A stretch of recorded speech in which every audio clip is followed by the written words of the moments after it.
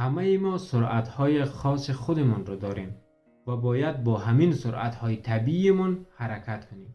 هنگامی که ریتم صحیح خودتان را دریابید، کارایی بیشتری خواهید داشت.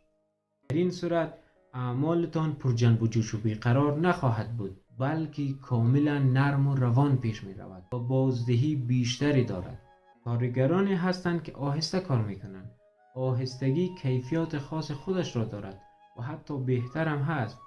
کارگران سریع ممکن است از نظر کمیت بازده بیشتری داشته باشند، ولی از لحاظ کیفیت نمی توانند خیلی خوب باشند.